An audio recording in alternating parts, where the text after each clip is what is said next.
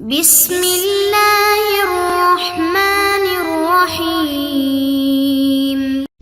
السلام علیکم ورحمۃ اللہ۔ ناظرین، امید ہے آپ خیریت سے ہوں گے۔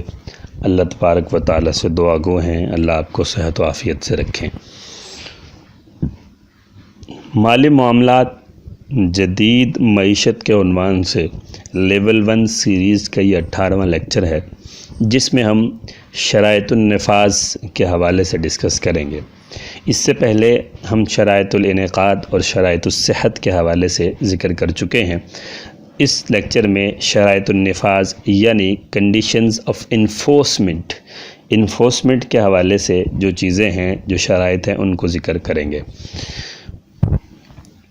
بنیادی طور پر شرائط نفاذ عقد وہ شرائط کہلاتی ہیں کہ جن کے بغیر عقد نافذ نہیں ہوتا بلکہ موقوف رہتا ہے۔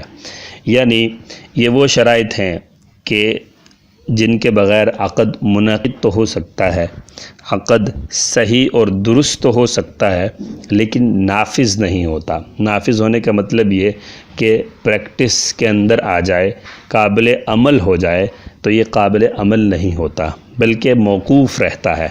موقوف رہنے کا مطلب یہ ہے کہ موقوف رہنے کا مطلب یہ ہے کہ کچھ نہ کچھ ابھی ایسا باقی رہتا ہے کہ جس کے بعد وہ نافذ العمل ہوتا ہے، اس سے پہلے وہ نافذ العمل نہیں ہو سکتا۔ تو اس میں بھی بنیادی طور پر مختلف قسم کی شرائط ہیں جس کا ہم جائزہ لیں گے۔ سب سے پہلے اگر دیکھا جائے تو نفاذ عقد کی جو ہیں 2 بنیادی شرطیں ہیں۔ یعنی سب سے پہلی بات تو یہ کہ انعقاد بیع کی تمام شرطیں اس کے اندر موجود ہوں۔ یعنی ہم نے گزشتہ لیکچر میں بھی ذکر کیا تھا کہ یہ تیسرے نمبر کی شرائط ہیں، تو اس کے اندر پہلے جو 2 نمبر ہیں یعنی انعقاد بیع اور صحت بیع، ان دونوں کی شرائط کا پایا جانا ضروری ہے۔ اگر انعقاد بیع میں سے کوئی شرط یہاں نہیں پائی جائے گی، جس کی تفصیل لیکچر نمبر 17 میں مذکور ہے، اور شرائط صحت کی کوئی تفصیل یہاں نہیں پائی جائے گی، جس کی تفصیل لیکچر نمبر 18 میں مذکور ہے، تو یہ شرائط جو ہیں وہ درست نہیں ہوں گی۔ تو عقد سے متعلق جو اس کے اندر شرائط ہیں وہ 2 ہیں۔ دوسری چیز یہ کہ مبی کے ساتھ کسی کا حق متعلق نہ ہو۔ یعنی جو اس کے اندر معقود علیہ ہے وہ معقود علیہ ایسا ہو کہ جس کے اندر کسی دوسرے کا حق باقی نہ ہو، بلکہ خالصتاً وہ جو بیچنے والا ہے اسی کا حق ہو۔ جیسے مثلا اگر کوئی مشترکہ چیز کو بیچتا ہے تو مشترکہ چیز کو بیچنے کی وجہ سے وہ عقد لازم اور نافذ نہیں ہوگا بلکہ موقوف رہے گا کہ ایک پارٹنر نے تو بیچ دیا، دوسرا پارٹنر جب تک اس کی اجازت نہیں دے گا تب تک وہ عقد دوسرے پارٹنر کی اجازت پر موقوف رہے گا۔ باوجود اس کے کہ یہ عقد انعقاد بھی اس کا درست ہو گیا، باوجود اس کے کہ اس عقد کا صحیح ہونا بھی پایا گیا، لیکن چونکہ اس میں شرط نفاذ نہیں پائی جا رہی، اس لیے یہ عقد جو ہے وہ موقوف رہے گا۔ یہاں ہم اس لیکچر کی جو سب سے عام بات ہے وہ یہ جان لیتے ہیں کہ غیر کا حق جو ہے ماخوذ علیہ سے کن کن اسباب کی وجہ سے قائم ہو سکتا ہے۔ بہت ساری شریعت میں وجوہات ہیں کہ جن کی وجہ سے غیر کا حق معلق ہو سکتا ہے۔ ہم چند یہاں پہ جو عام ہیں ان کو ذکر کرتے ہیں۔ سب سے پہلے ملکیت ہے، یعنی ایک شخص کسی ایسی چیز کو بیچ رہا ہے کہ جس کے اندر کسی دوسرے شخص کا ملکیت کی وجہ سے حق ثابت ہوا ہے۔ مثلا خالد اور عارف دونوں کی ایک ایسی چیز ہے جو انہوں نے مشترکہ طور پر خریدی ہے۔ اب خریدنے سے ملکیت ثابت ہو جاتی ہے، تو ملکیت جو ہے وہ خریدنے کے ذریعے آئی ہے۔ اب خالد اس کو عارف کی اجازت کے بغیر اگر بیچنا چاہتا ہے تو شرعاً اس کے لیے یہ درست نہیں ہوگا، اگرچہ یہ عقد انعقاد بھی ہو جائے گا، صحت بھی ہو جائے گی، باطل اور خراب عقد نہیں ہوگا، لیکن یہ خالد کی اجازت پر موقوف رہے گا، کیونکہ خالد کو اس میں ملکیت کا حق ثابت ہو چکا تھا، اس لیے اس کو یہ حق باقی رہے گا، اور جب تک وہ اجازت نہیں دے گا تو یہ معاملہ آگے نہیں بڑھ پائے گا۔ دوسری جو چیز ہے وہ ہے ولایت۔ ولایت کے کئی معنی ہوتے ہیں۔ ولایت کے معنی تصوف کے معنی میں بھی آتے ہیں، اللہ کا ولی ہونے کے معنی میں بھی آتے ہیں۔ ولایت کا ایک معنی ولایت کبریٰ بھی ہے، یعنی حاکم وقت ہونا بھی ہے، لیکن یہاں پر جو ولایت کا معنی ہے وہ ہے نائب ہونا، یعنی جیسے کوئی نابالغ بچہ ہے اور اس کے اصل جو سرپرست ہیں وہ موجود نہیں ہیں، اس کا باپ کوئی موجود نہیں ہے، دنیا سے رخصت ہو گیا، تو اس کے باپ کی، اس کے اصل سرپرست کی نیابت کسی نہ کسی ایک شخص کو دی جاتی ہے۔ اب ایک ایسا شخص ہے کہ وہ کسی نابالغ بچے کا ولی ہے، ولی کا مطلب اس کے سرپرست کا نائب ہے۔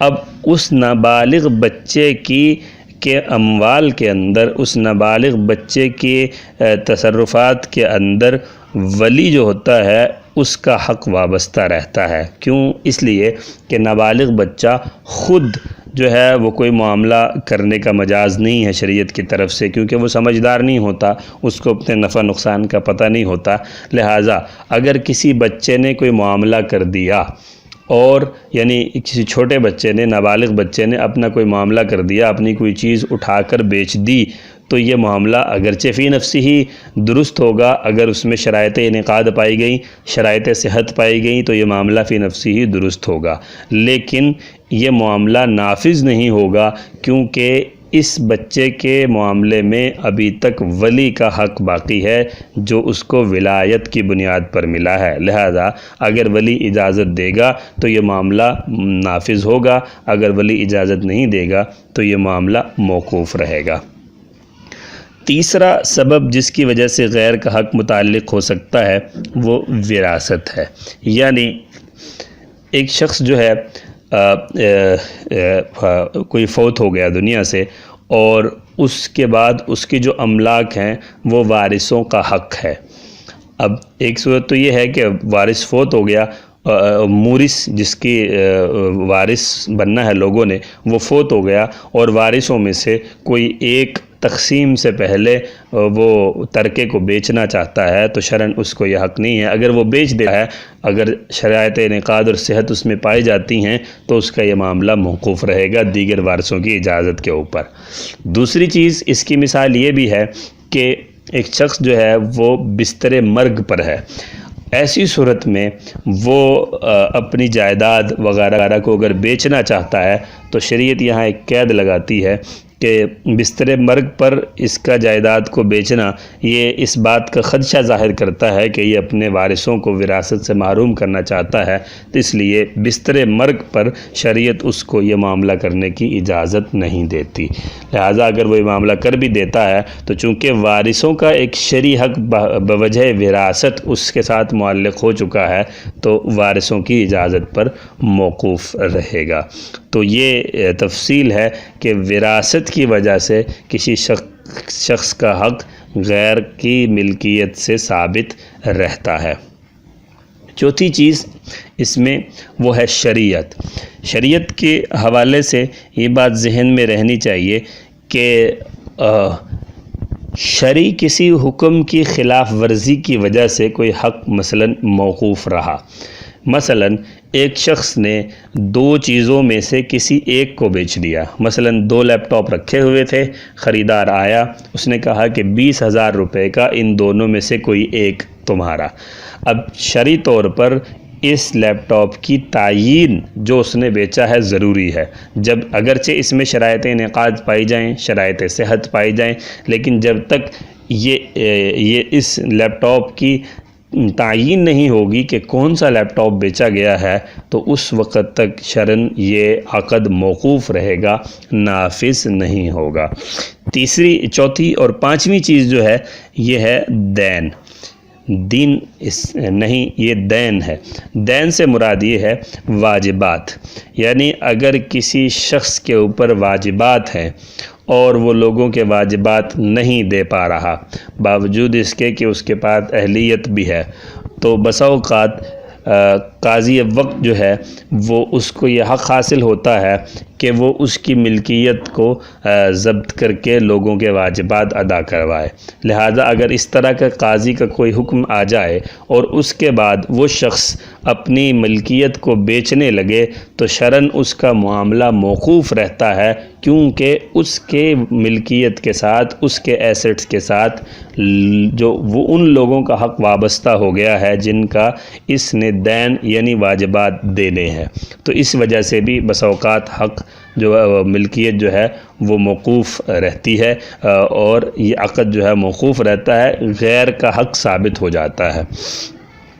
تیسری چھٹی چیز جو ہے اس میں وہ ہے عقد آخر، یعنی ایک ہی چیز کے کئی معاملات اگر کسی شخص نے کر لیے، مثلا ایک ہی چیز وہ ایک شخص کو پہلے بیچی ہوئی ہے، ابھی اس کے حوالے اور قبضہ نہیں کیا، اسی چیز کو کسی دوسرے شخص کے ہاتھ اگر وہ بیچ رہا ہے، تو چونکہ اسی چیز کا حقدار ایک بندہ پہلے بھی ہے، تو لہٰذا اس میں اگرچہ شرائط انعقاد اور صحت درست انداز میں پائی جائیں تو لیکن پھر بھی یہ عقد نافذ نہیں ہوگا، موقوف رہے گا، اس لیے کہ اس کے اندر حق غیر ثابت ہے۔ تو ناظرین، یہ 6 اسباب ایسے ہیں جن کی وجہ سے حق غیر ثابت ہوتا ہے، اور بنیادی طور پر ہم نے اس لیکچر میں یہ دیکھا کہ شرائط نفاذ کون سی ہیں، وہ 2 ہیں۔ پہلی شرط یہ ہے کہ پہلی شرط ہم نے گزشتہ سلائیڈز میں پڑھی، اور دوسری شرط جو ہے وہ یہ کہ غیر کا حق اس کے اندر نہ پایا جائے، اور غیر کے حق کے 6 اسباب ہم نے اس میں ذکر کیے ہے۔ امید ہے آپ حضرات کو یہ لیکچر پسند آیا ہوگا، اور آپ کی توجہ کا بے حد شکریہ۔ جزاکم اللہ تعالی خیرا۔